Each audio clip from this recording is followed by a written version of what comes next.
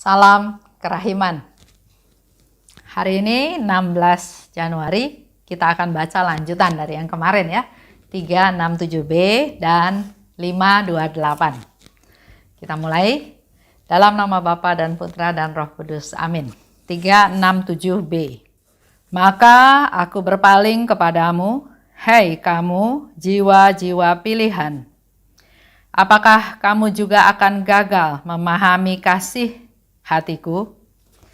Di sini pun hatiku telah dikecewakan. Aku tidak menemukan orang yang menyerahkan diri sepenuhnya kepada kasihku. Begitu banyak syarat, begitu banyak ketidakpercayaan, begitu banyak kekhawatiran. Untuk menghiburmu, biarlah aku katakan kepadamu bahwa ada jiwa-jiwa yang hidup di dunia ini yang mengasihi aku dengan mesra. Aku bersemayam dalam hati mereka dengan penuh sukacita. Tetapi jumlah mereka tidak banyak. Di biara-biara pun ada jiwa-jiwa yang memenuhi hatiku dengan sukacita. Mereka mengemban ciri-ciriku. Oleh karena itu, Bapa Surgawi memandang mereka dengan kepuasan yang istimewa. Mereka akan dikagumi oleh malaikat dan manusia. Jumlah mereka sangat sedikit. Bagi dunia, mereka adalah suatu pembelaan di hadapan keadilan Bapa Surgawi dan sarana untuk memperoleh kerahiman bagi dunia. Kasih dan pengorbanan jiwa-jiwa ini menopang keberadaan dunia. Ketidaksetiaan suatu jiwa yang kupilih secara khusus melukai hatiku dengan paling menyakitkan. Ketidaksetiaan seperti itu adalah pedang yang menembus hatiku. Lanjut 528. Pada hari Jumat dalam misa ketika jiwaku dibanjiri dengan kebahagiaan Allah, aku mendengar kata-kata ini di dalam jiwaku. Melalui hati Yesus yang ilahi insani, kerahimanku telah memancar ke dalam jiwa-jiwa seperti sinar matahari menembus kristal. Dalam hatiku aku merasakan dan memahami bahwa setiap pendekatan kepada Allah telah terlaksana oleh Yesus, dalam Yesus dan lewat Yesus. Nah, 367b. Maka aku berpaling kepadamu, hei kamu jiwa-jiwa pilihan. Apakah kamu juga akan gagal memahami kasihku?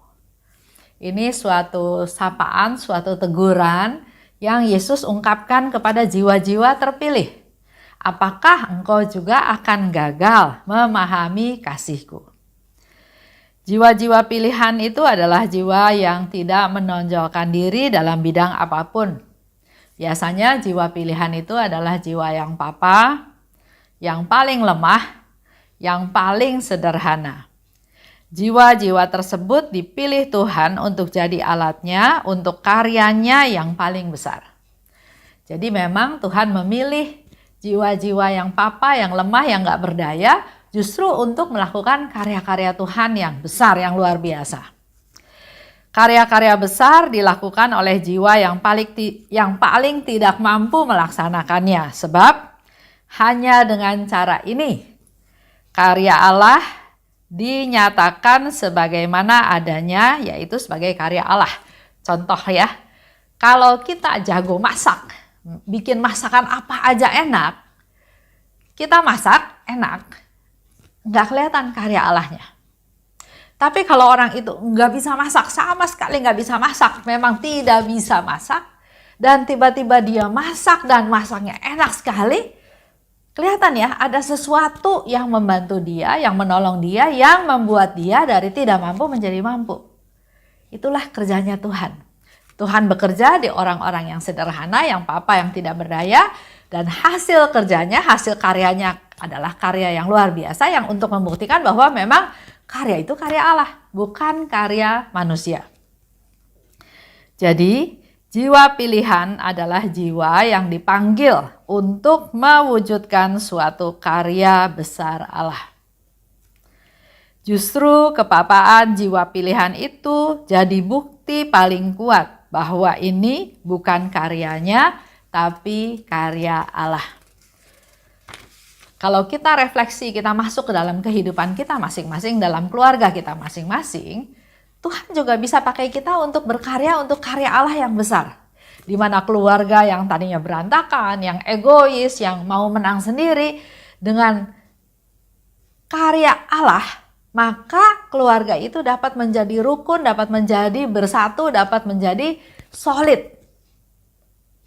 Maka mari kita jangan sombong, jangan merasa bisa, tapi papaklah di hadapan Tuhan, tidak berdaya, tidak bisa apa-apa, serahkan semuanya masalah pada Tuhan, biar Tuhan yang lakukan step by step-nya. Di sini pun Yesus katakan, hatiku telah dikecewakan. Aku tidak menemukan orang yang menyerahkan diri sepenuhnya kepada kasihku. Yesus sharing, ya, memberikan satu sharing, satu kesaksian bahwa hatiku dikecewakan. Kenapa hati Yesus kecewa? Karena aku tidak menemukan orang yang menyerahkan diri sepenuhnya kepada kasihku. Ini menjadi refleksi, menjadi teguran, menjadi suara untuk kita semua. Yesus katakan bahwa tidak ada orang yang menyerahkan diri sepenuhnya kepada kasihku. Coba kita lihat diri kita masing-masing. Apa yang kita sudah lakukan? Allah memilih suatu jiwa, dan jiwa itu akan menjadi jiwa pilihan kalau ia menyerahkan diri sepenuhnya pada kasih Allah. Kita refleksi ke diri kita masing-masing ya, apalagi sekarang kan tahun refleksi. Tahun untuk kita melihat kembali apa yang sudah dilakukan. Dan di sini jelas dikatakan Allah memilih suatu jiwa. Allah memilih kita semua. Satu pribadi lepas pribadi. Allah pilih untuk menjadi alatnya. Untuk menjadi perpanjangan tangannya. Supaya suatu karya Allah bisa terlaksana.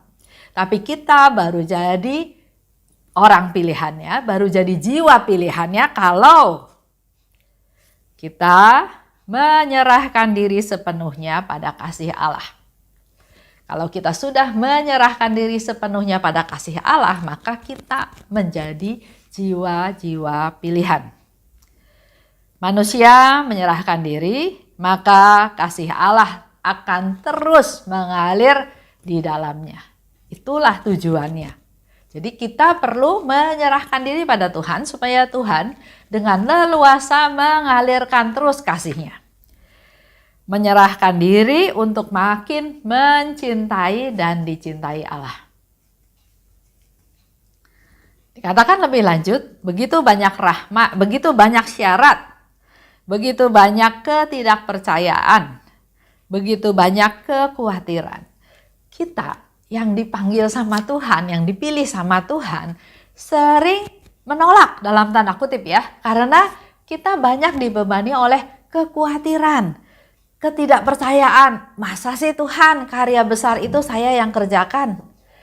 Nggak percaya, pasti salah. Saya salah ngerti, salah mendengar, salah menangkap pesan Tuhan. Atau buktikan bahwa saya memang dipilih. Nah itulah yang menyebabkan yang jadi hambatan untuk kita jadi jiwa pilihannya Tuhan. Itulah keraguan-raguan kita. Benar nggak ya saya yang dipilih Tuhan? Nggak mungkin lah Tuhan berbicara sama saya. Apa yang saya dapat kalau saya sudah melaksanakan firman Tuhan? Gimana reaksi keluarga? Keluarga belum tentu support apa yang harus saya lakukan. Banyak orang yang lebih pintar, kenapa saya? Nah itulah hambatan-hambatan. Ya. Hambatan-hambatan di mana kita nggak bisa menjadi jiwa-jiwa pilihan Tuhan.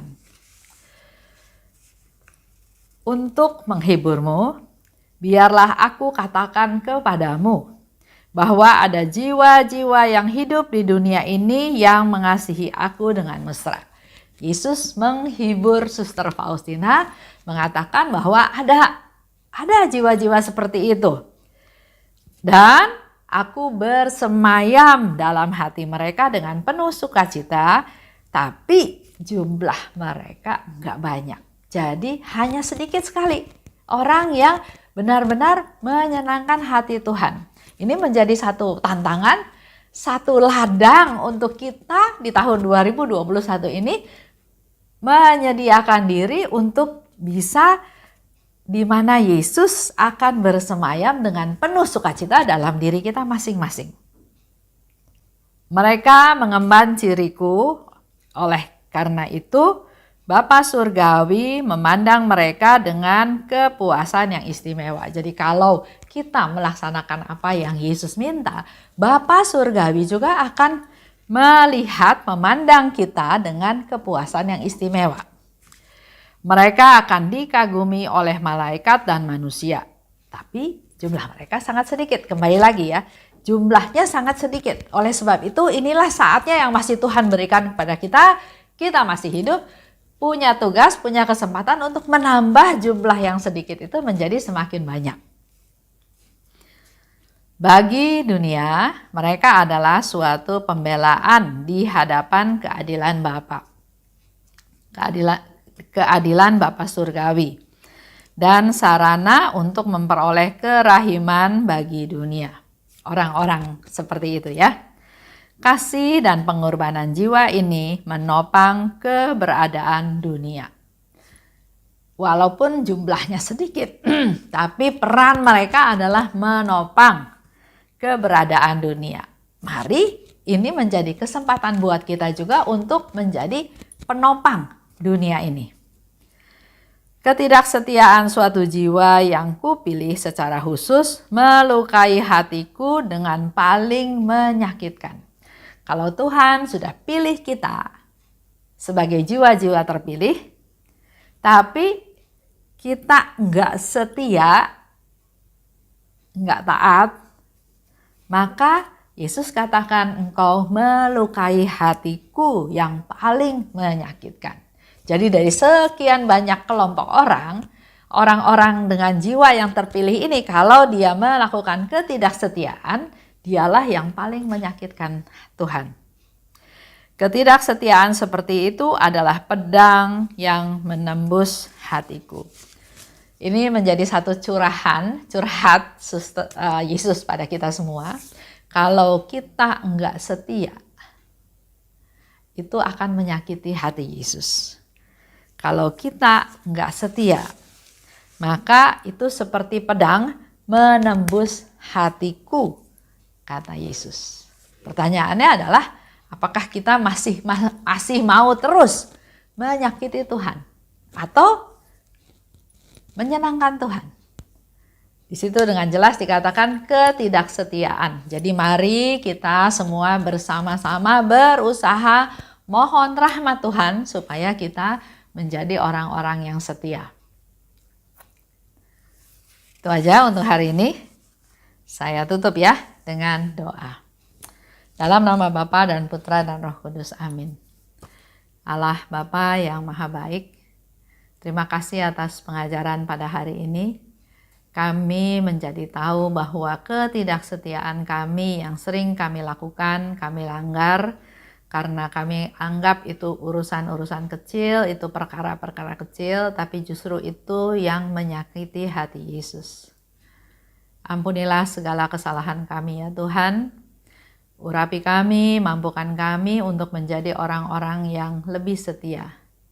Agar kami setia di hadapan-Mu Tuhan untuk melaksanakan firman-Mu, untuk bertanggung jawab akan tugas-tugas kami, kodrat kami, baik sebagai suami, sebagai istri, sebagai orang tua, sebagai anak, sebagai saudara, sebagai atasan, sebagai teman, sebagai bawahan, untuk menjadi orang-orang yang setia. Setia di dalam Engkau Tuhan. Urapi kami, mampukan kami Tuhan, agar kami boleh menjadi perpanjangan tangan-Mu, kami menjadi jiwa-jiwa yang Engkau pilih untuk melaksanakan firman-Mu. Kemuliaan kepada Bapa dan Putra dan Roh Kudus, seperti pada permulaan sekarang, selalu dan sepanjang segala abad. Amin. Dalam nama Bapa dan Putra dan Roh Kudus, amin. Salam kerahiman.